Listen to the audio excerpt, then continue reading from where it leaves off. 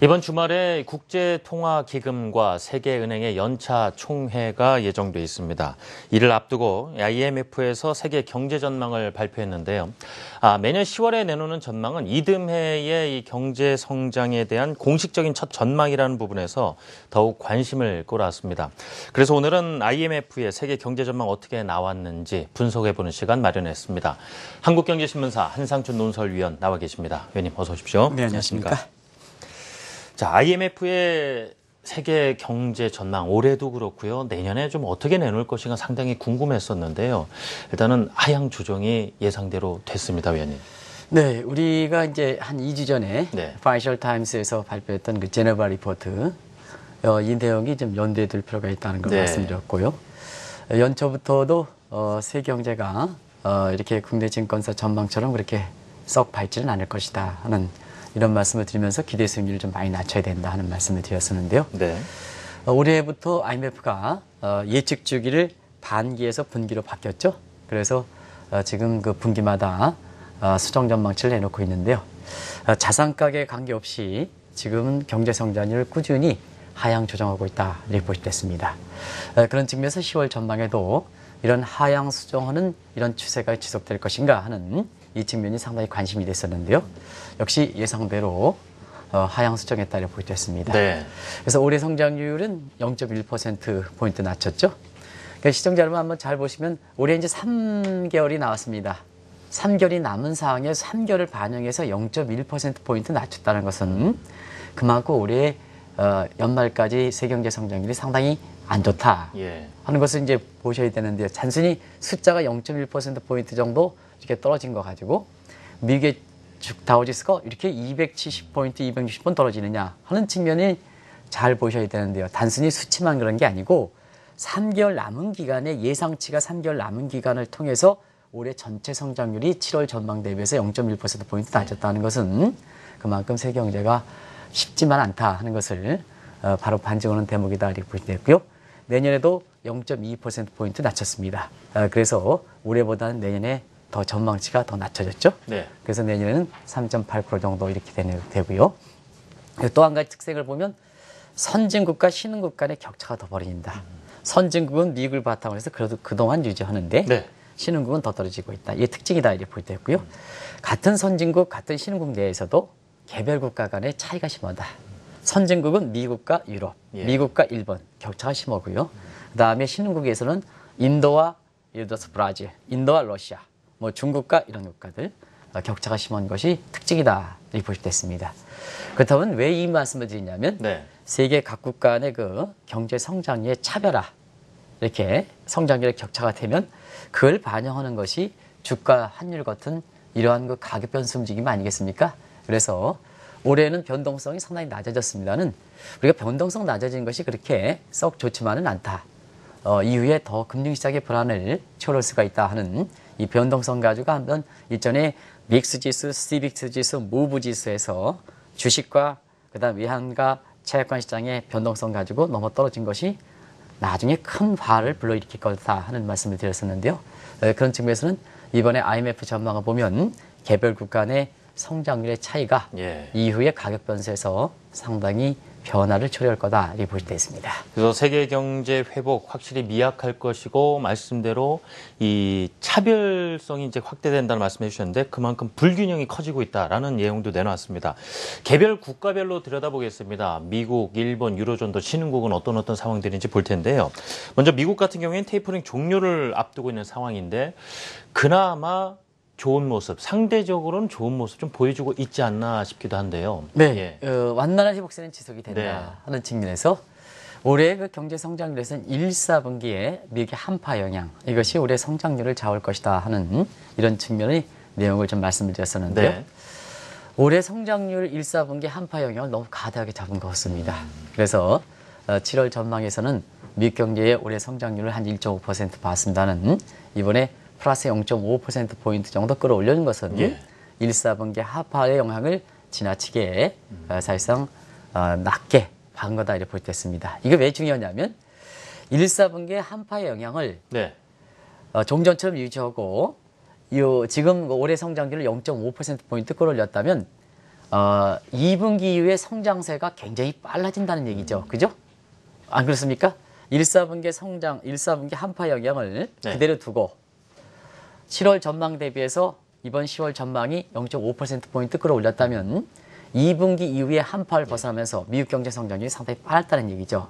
그러나 1, 4분기의 한파 영향을 굉장히 크게 잡았던 것이 잘못됐다면 그 교정하는 과정에서 올해 성장률을 전반적으로 끌어올린다면 2, 4분기의 미국 경제 회복세가 그렇게 생각보다 빠르지 않다는 얘기입니다. 이게 미국의 금리 인상 여부와 관련해서 중요한 대목이거든요. 네. 그런 것 같아서 우리가 이번에 IMF의 보고서 내용에 단순히 성장률 가지고만 얘기하면 잘못된 분석이 많이 나온다. 또 오늘 여러 가지 전문가들이 이런 쪽의 얘기를 드리기 때문에 어제 그 부산에서 강의하고 나서 올해 새벽 12시 30분에 왔는데요. 잠을 안 자고 여러분의 시청자분에 의해서 보고서 내용을 전부 보고서를 분석했습니다. 그런 측면에서 보면 미국이 이게 왜 중요하냐면요. IMF에서 미국에 대해 정책 카멘트를 했거든요. 네.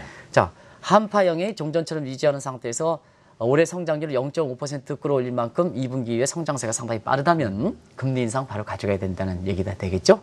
그러나 1, 4분기 한파형이 지나치게 많이 잡았다. 이게 네. 교정하는 과정에서 0.5%포인트를 끌어올렸다면 자, IMF는 너무 지나치게 성급한 출구 전략. 성급한 출구 전략이란 건 뭐냐면 유동성을 환수한다든가 아니면 금리를 올린다든가 하는 적극적 의미의 출구 전략을 추진하는 것을 좀 가능한 자제해달라.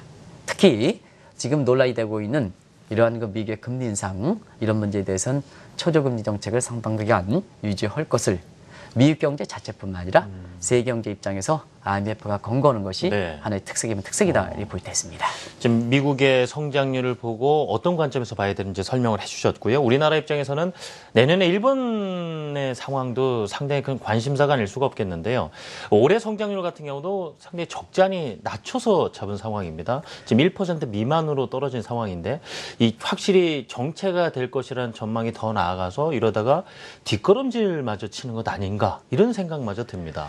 우리도 이제 한국경제TV를 통해서 네. 일본 경제에 대해서 국내 금융사들이 일본 펀드라든가 이거 파는 과정에서 굉장히 낙관적으로 이렇게 얘기하는 사람이 많습니다는 그렇지는 않다. 아베노믹스는 성공을 거두기는 상당히 어렵다 하는 그런 측면을 계속해서 말씀드렸는데요.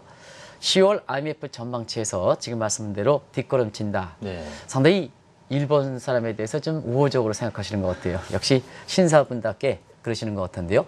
지금은 네. 10월 전망치가 나오고 나서 네. 아베 저주다 하는 표현이 나오고 있습니다. 왜냐하면 일본의 경제 성장률 우리 권 PD께서 자막을 보여주시겠습니다는 올해의 성장률을 한번 보시기 바랍니다.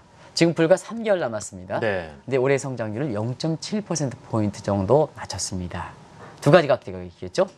3개월 동안에 일본 경제가 상당히 안 좋다 하는 이 측면이 하나가 있을 거고 그 다음에 그동안 올해 1월달, 4월달, 7월달 전망에서 아베노믹스에 대해서 IMF의 일본 측 담당하시는 분이 네.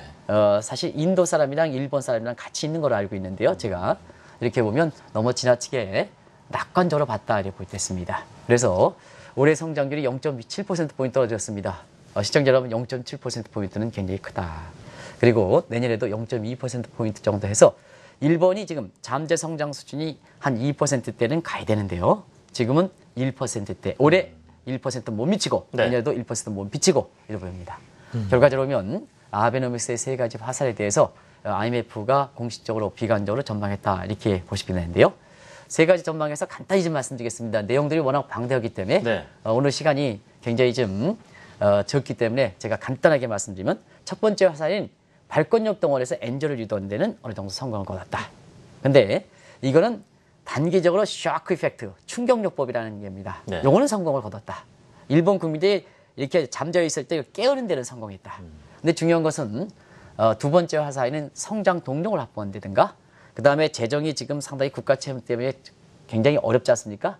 이런 재정의 건정이라든가 이런 질적 부분에 세 가지 화살을 이렇게 연결시켜야 되는데요. 이 부분에서는 상당히 부정적이다. 엔저까지는 갔는데 고리가 끊어졌어요. 예. 그렇기 때문에 IMF조차도 지금 일본의 경제 성장에서 올해 내년 전부 1% 밑으로 성장률을 아주 크게 낮추는 그래서 아베 저주 그리고 일본 경제 뒷걸음 이런 얘기가 나오고 있다. 예. 보고 있습니다. 이 과단 엔저가 일본 경제 독이 될 수도 있다라는 등 뭐 IMF 여러 가지 권고를 내놨는데 그동안 이 엔저라는 무기를 필두로 해서 휘둘러왔던 일본이 이 아베노미스를 과연 지금 시점에서도 계속 미길고 나갈 수가 있을 것인가 이 부분 생각해 봐야겠습니다. 이제는 그런 것 같습니다. 네. 지금 1차 아베노믹스는 일본의 정책 당국이 밀었고 일본 국민들 시장에서도 기대를 반영해서 같이 협조를 해나갔거든요. 그런 것이 1차 엔저를 유도할 때 어느 정도 성공을 거뒀던 바탕이다 이렇게 보겠습니다. 근데 앞으로는 아베 정부는 어쩔 수 없습니다. 지금 상태에서 보면 밀고 가는데 시장의 반응은 이제는 부정적이다. 맹맹하죠. 예. 이게 이제 이 아베노미스가 처하고 있는 굉장히 곤혹스러운 얘기 될 거다 이렇게 볼 때 있습니다. 근데 중요한 것은 왜 IMF가 이렇게 성장률을 낮췄냐 하면 결국 경제 성장이 올리는 것은 정책 당국자가 끌어올리는 게 아니라 정책 당국과 시그널에 대해서 국민들이 레스폰스를 의도대로 반응해야 성장률이 끌어올리는 거거든요. 그러면 2차 아베노미스를 이렇게 추진하더라도 일본 국민들이 1차 아베노미스 것처럼 아주 적극적 입장을 보다는 소극적으로 간다면 결과적으로 보면 경제는 안 좋은 게 아닌가 하는 각도에서 정책 당국자 아베노미스를 추진해서 윤정기를 다시 한번 돌리고 네. 국민들은 마음의 문을 닫아버리는 이런 형태가 앞으로 일본의 2차 아베노미스 국면이 아닌가 하는 생각이 듭니다. 예. 자, 이번엔 유럽으로 가보겠습니다. 이 IMF가 이번에 참 침체 가능성이 큰 곳으로 유로존을 꼽았는데요. 유럽 경제의 상징인 이 독일 경제도 휘청거리다 보니까 점점 가시화되고 있는 부분이 바로 이 디플레이션 문제입니다. 이 부분에 대해서 IMF는 어떤 시각으로 바라봤는지요? 디플레이션에 대해서는 사실 상당히 동조하는 분위기다 이렇게 볼 때 있습니다. 근데 이제 유럽에 대해서는요. 경제 전망보다는 정책적인 의미를 많이 부여하고 있습니다. 예. 이 IMF가 보고서를 보면 유럽에 대해서 이렇게 보고서 내용을 보면 경제 성장률의 의미보다는 정책 대응 측면을 상당히 강조한다 하는 이번 보고서도 그런 특성을 갖고 있다 이렇게 볼 때 있습니다. 아무래도 그런 특성은 지금 리가르도 이 크리스틴 리가르도 IMF 총재와 그 다음에 유럽 중앙은행을 맡고 있는 마리오 드라기 전부 같은 유럽 사람이고 그렇기 때문에 결국 경제 성장에 대해서 큰 의미를 부여보다는 앞으로 어떻게 끌고 갈 것이냐. 결국은 공동 책임을 갖고 있는 입장이거든요. 비록 IMF 총재라든가 ECB 총재이긴 하지만 같은 유럽의 맥락. 그리고 지금까지 여러 개 국제사회 활동이 두 사람이 거의 비슷합니다. 성향도 비슷하고. 그렇기 때문에 그런 IMF의 유럽 전망에 대한 어떤 특색을 시청자 여러분이 잘 찾아보셔야 되는데요. 그래서 경제 성장률은 이번에도 더 하향 조정됐죠. 역시 이번에 경제 성장률은 뭐가 하향됐을까? 유로랜드 18개 회원국 중에서 역시 독일이 2분기에 성장률이 마이너스 떨어진 점이 또 오늘 단기 지표가 굉장히 큰 폭으로 떨어졌죠. 네. 이런 것을 반영해서 독일 경제가 유럽의 체류 역할을 맡고 있는데요. 이 체류의 역할에 힘이 상당히 떨어지다 보니까 결과적으로 보면 7월 전망에 비해서 올해 성장률이 0.3%포인트 상당히 많이 떨어졌죠. 유럽은 0.3%포인트의 성장률 의미는 일본과 똑같이 보시면 안 됩니다. 왜냐하면 유로랜드 18개 회원국이거든요. 네. 그 전체 성장률이 떨어지는 거니까 단순한 일본의 한 국가 떨어지는 것보다는 상당히 크게 조정하는 거다 하는 것을 말씀드리고 싶고요. 그런 측면에서 그 원인은 독일 경제가 최후의 보류 역할이 자꾸 갈수록 약화되는 데 있다 하는 걸 말씀드립니다. 그리고 변수도 있죠. 이번에 보고서에서 내용을 보면 역시 가장 큰 변수는 서방과 러시아 간의 갈등, 이 문제가 향후의 유럽 경제에 추가적으로 복병이 될 수 있다 하는 것을 말씀드리고요. 또 한 가지는 역시 우리도 우려했습니다는 영국에서 스코틀랜드의 분리독립에 따라서 네. 유로랜드 내부에서도 지금 분리독립운동 많이 있지 않습니까? 그래서 스페인에서 바스크라든가 카탈리아, 그 다음에 이탈리아에선 북부 이탈리아, 남부 이탈리아, 그리고 네덜란드에선 프랑드르 지역 이런 분리독립운동이 향후의 유럽 통합을 순탄치 않게 이렇게 끌어갈 가능성이기 때문에 유럽의 18개 회원국들의 성장률을 끌어올리면 통합의 효과가 가시화되거든요. 이 점이 받쳐지지 못할 것이다 하는 측면에서 비교적 18개 회원국의 경제 성장인데도 불구하고 큰 폭으로 떨어뜨리는 이런 모습을 보였다고 볼 때 있습니다. 예. 자, 유럽 경제가 해결하기 쉽지 않을 것으로 전망한 디플레이션, 이 부분을 어떻게 이제 불식시키느냐가 관건이 될 텐데 IMF에서는 정책적인 부분에 있어서는 어떤 식의 권고를 내놨는지요? 일단 IMF의 리가르드 총재와 ECB의 드라기 총재 간에는 찰떡궁합이다. 앞서 말씀드렸지. 네. 그래서 정책을 이런 어려운 디플레이션 상황이 어려운 상황에 처했을 때는 정책의 권고는 내용이 동일하다. 이렇게 보시면 되겠습니다. 그래서 그런 측면에서 드라기가 지금 미흡한 양적 완화 정책을 고려할 정도로 사실 그 상당 부분에 대해서는 리가르도 총리도 박수를 보내는 입장이고 이번에 우려되는 유로랜드의 디프레 문제를 탈피하기 위해서 네. 역시 드라기의 지금 추진하고 있는 미흡한 양적 완화 정책 추진 문제에 대해서 전적으로 동조하는 그래서 그것을 지속적으로 추진할 것을 권고하고 있다 이렇게 볼 때 있습니다. 그리고 한 가지 더 말씀드리면 유럽 통합이 결국은 순조로워야 유로랜드가 디프레 우려 그 다음에 유럽의 그 장기 불황 침체 이런 것을 극복할 수가 있다고 이렇게 보여지는데요. 결국 통합은 회원국 간의 공생적 가임이 돼야 통합이 되는 겁니다. 진행자분과 제가 계속해서 아침에 만나고 있습니다는 요즘은 굉장히 좀 누가 시청자분이 그랬는데 굉장히 좀 찰떡궁합이라고요. 그렇군요. 이렇게 찰떡궁합이 돼야 방송이 이렇게 아주 순조로워 보이는 겁니다. 근데 이게 서로가 맞지 않으면 시청자분이 먼저 일단 불편합니다. 티가 나게 되는 그렇습니다. 것이고요. 불편합니다. 그래서 하나의 유럽을 가져갈 때는 다른 어떠한 요인보다도 그 통합을 위해서 한 걸음을 가고 있는 국가들이 서로 손잡느냐. 이것이 결국은 유럽의 그 경제 성장률을 잡을 때 굉장히 중요한 요인이거든요. 그런 측면에서 보면 지금은 유럽의 통합을 가는데 각국들이 분리독립운동 나타나다 보니까 결국 가장 본질적 문제에서 지금 문제가 있는 게 아니냐 해서 유럽이 그 앞으로 경제의 디프레 문제라든가 그 다음에 장기 침체 문제를 불식시키기 위해서는 우리가 2년 전인가요? 노벨 그 경제학상을 봤던 또 이번에도 경제학상이 한 15일 정도 이렇게 발표될 예정인데 마지막으로 금융위 극복이 한 6년 정도 되다 보니까 버냉키장이 타는 게 아니냐. 제가 이제 버냉키장이 왜 타는가 하는 것을 심도 있게 좀 말씀드릴 기회를 한번 보겠습니다. 상당히 좀 화두가 되는 거 아니겠습니까? 그렇겠군요. 만약에 결정이 돼 있는 그래서 말씀 나눠보겠습니다. 샤프리 로스의 공생적 게임 이론.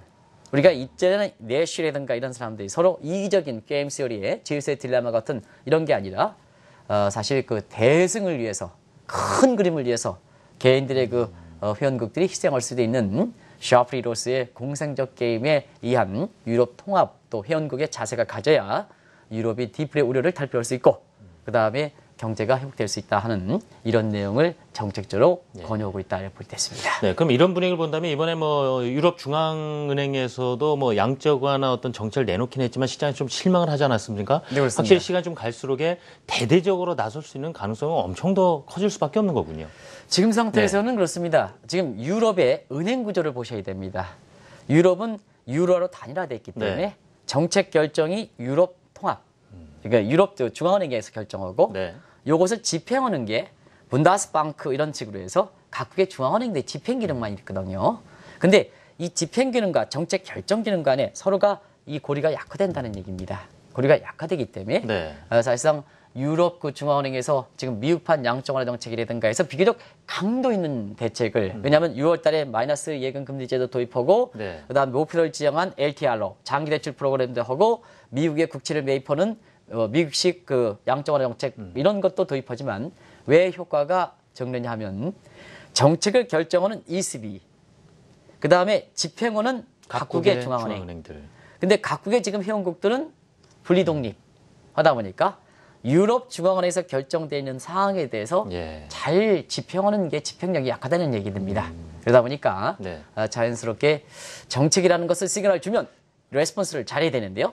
시그널을 아무리 잘 줬다 하더라도 최경환 경제팀에서 시그널을 잘 줬다 하더라도 이걸 받아들이는 이렇게 국회 입법을 마련하는 국회의원들이라든가 아니면 이걸 받아들이는 기업이라든가 금융사라든가 국민들이 이것을 쫓아가지 않을 때는 아무리 훈련 작품이라 하더라도 효과를 내는 게 어렵기 때문에 그런 점을 감안해서 ECB에서 경도 있는 드라기가 정책을 결정합니다는 시장에서는 별달리 반응이 없는 것도 바로 그런 측면에 지금 정책 결정기구가 집행기 서로 결속력이 약화되는 이런 측면이 있어서 그렇다 볼 때 있습니다. 일종의 유로존의 또 경제 수장이라고 쓰는 유럽 중앙은행에서 이 길로 가자 했는데 실질적으로 아래서 움직이지를 않는 그런 또 상황이 될 수가 있겠군요. 그 말씀을 전해주셨고요.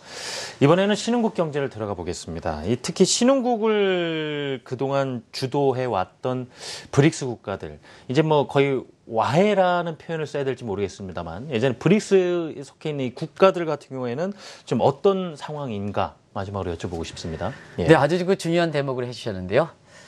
일단 IMF 10월 전망서부터 네. 브릭스라는 용어를 공식적으로 사용하지 않고 있습니다.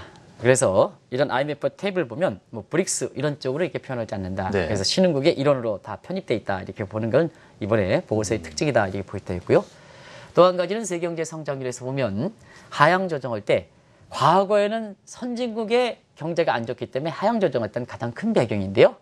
이번에 이렇게 선진국과 그 다음에 신흥국으로 볼 때는 네. 이번에 성장률이 하향 조정된 것, 그 다음에 올해 들어서 성장률이 하향 조정되는 것은 신흥국 경제가 안 좋아서 그렇다.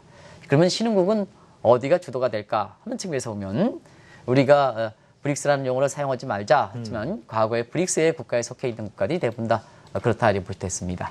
그래서 신흥국 경제를 보겠습니다. 네. 올해 전체적으로 보면 신흥국의 전체적인 성장률이 브릭스만은 아닙니다. 전체 포함한 겁니다. 4.4%. 7월 전망에 비해서 0.1%포인트 정도 더 떨어뜨렸죠. 그 다음에 내년 성장률 5%, 그리고 0.2%포인트 정도 이렇게 떨어져야 되는데요. 시청자분께서 신흥국이 경제가 세계 경제를 끌어가려면 얼만큼 정도 성장률이 돼야 될까 했을 측면에서는 신흥국의 IMF 전망을 토대로 본다면 6%까지는 가야 됩니다. 그런데 올해 4.4%, 내년에 5%는 역시 세계 경제의 그동안에 신흥국이 끌어왔던 성장 수준에 비해서는 굉장히 낮은 수준이다. 이것이 올해나 내년에 세계 경제 성장률을 떨어뜨렸던 가장 큰 배경이 되고 있다 이렇게 볼 때 있고요. 네. 그리고 브릭스의 와해 현상 이런 것 때문에 보고서에 반영되는 측면이 있습니다. 그리고 시청자분이 가장 관심 있는 중국 같은 걸 보겠습니다. 중국 한번 보면 여기 자막에도 나오고 있습니다는 중국 올해는 7월에 전망했던 7.7% 그대로 유지한다. 그 측면에서 보면 중국의 지금 잠재 성장률이 7.5%인 점을 감안해 볼 때 올해는 그럭저럭 괜찮다. 근데 내년이 어떻게 되냐? 네. 내년이 7.1%다. 그래서 내년에 중국 경제의 경착륙 문제, 중진국 감정 문제, 미들인컴 트랩 문제 이런 문제가 내년에 세계 경제 입장에서는 하나의 티핑 포인트, 티핑 포인트가 될 가능성이 네. 소위 페테일리스가 될 가능성이 상당히 높다. 어쨌거나 7.1% 전망이고 세계에서 예측이 가장 정확하다는 IMF에서 잠정 성장보다 밑에 전망했으니까 지금의 세계 경제에서 중국 경제가 차지하는 비중으로 볼 때는 내년에 중국 경제가 실제 실현 여부와 관계없이 경착륙 문제, 중지 감정에 빠지는 문제는 세계적인 이슈가 될 거다. 아마 한국경제TV를 통해서 아마 귀가 따갑도록 드실 겁니다. 네. 그리고 한국에 대해서 좀 상당히 하겠습니다. 공교롭게도 어제 한국은행 국감이 있었죠. 네. 그래서 기재위 위원들이 금리 인하 문제라든가 또 성장률 문제라든가 이런 측에서 사실상 올해 성장률이 어떻게 될 것이냐. 종전에 한국은행 전망치가 6월에 보면 3.7%인데 이것을 네. 하향 조정해야 되는 게 아니냐. 그래서 대륙 아직 발표는 안 됐습니다. 한 3.5%로 조정되는 게 아니냐. 이렇게 했습니다는 IMF 같은 경우는 한국 경제를 비교적 좀 낙관적으로 보고 있습니다. 그래서 7월 전망에 올해 성장률 3.7%, 내년에서는 4.0% 해서 0.2%포인트 정도 높였는데요. 사실 그렇습니다. 두 가지 측면의 의문이 있죠. 하나는 뭐에 의해서 자 중국도 안 좋고 그런데 뭐에 의해서 성장률이 될까 하는 측면에서 보면 한국의 수출에 의해서 경제 성장을 제고하는 게 이 내용을 잘 보셔야 됩니다. 수출에 의해서 주변국 경제가 좋아서 수출이 높아서 경제 성장률이 되는 게 아니라 사실상 초이노믹스 즉 최경환 경제팀이 이끄는 경제정책에 대해서 비교적 낙관적으로 해서 내수가 확대되는 상태에서 주로 이제 건설 경기가 되겠습니다. 부동산 부분이에요. 이런 부분에 의해서 경제 성장률이 내년에 올라간다 하는 입장이 하나의 특색이면 특색이다 이렇게 보시면 되겠고요. 네. 또 한 가지 사실 한국의 그 경제 전망 관련해서 시청자님한테 아셔야 될 것은 자 IMF가 이렇게 내년에 성장률을 지금 끌어올릴 정도로 비교적 낙관적인데 왜 외국인들은 이탈될까 하는 측면이거든요. 그런 각도에서 보면 앞서서 말씀드린 같이 세계에서 통화정책의 가닥이 잡히다 보니까 그동안 쉘터 작년에 통화정책 가닥에서 신흥국가 그 다음에 선진국의 통화정책 방향이 결정되지 못한 상태에서 양국의 이점을 갖고 있는 한국의 자금이 들어온 상태에서 피신해 있던 자금이 이 피신해 있던 자금이 사실상 한국 경제 이 경제가 나빠서 그런 게 아닙니다. 통화정책의 가닥이 잡히니까 그게 밖으로 이탈된다는 얘기죠.